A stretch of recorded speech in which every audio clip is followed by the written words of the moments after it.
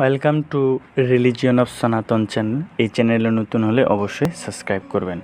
আজকে আমরা জানব একটা জীবের মৃত্যুর পরে তার কি গতি হবে, অর্থাৎ একটা মানুষের যখন মৃত্যু হচ্ছে তারপর তার কি হবে।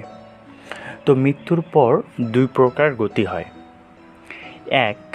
এক প্রকার গতি, যে সমস্ত জীব ভগবান শ্রীকৃষ্ণের নিকট আত্মসমর্পণ করে তারা ভগবত ভজনের প্রভাবে সমস্ত জড়কুলুষ থেকে মুক্ত হয়ে নিত্য আলোয় ভগবত ধামে গমন করে, সেখানে তারা দিব্য শরীর প্রাপ্ত হয়ে নিত্যকালের জন্য ভগবানের সেবায় নিযুক্ত হয়।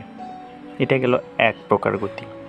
আরেক প্রকার গতি কি, যাদের জড়জাগতিক কামনা বাসনা আছে তারা মৃত্যুর মাধ্যমে ক্ষিতি, অপর, তেজ, মরুদ এবং বম দিয়ে তৈরি স্থূল শরীরকে পরিত্যাগ করে, অর্থাৎ এই যে স্থূল শরীর রয়েছে আমাদের 5টা উপাদান দিয়ে তৈরি, এটা ত্যাগ করে কিন্তু মন, বুদ্ধি, অহংকার নির্মিত সূক্ষ্ম শরীর তাদের পাপ এবং পূর্ণ কর্মফল বহন করে। অর্থাৎ আমাদের যে সূক্ষ্ম শরীরটা রয়েছে মন, বুদ্ধি এবং অহংকার নিয়ে, এটা কি করে আমাদের পাপ এবং পুণ্য কর্মফল বহন করে।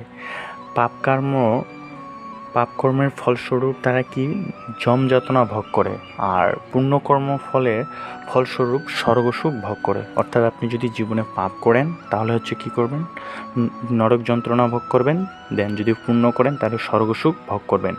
কিন্তু এগুলা ভোগ করার পর তারা নিজ নিজ কর্ম এবং চেতনা অনুসারে তারা আবার একটি স্থূল জড় শরীর প্রাপ্ত হয়।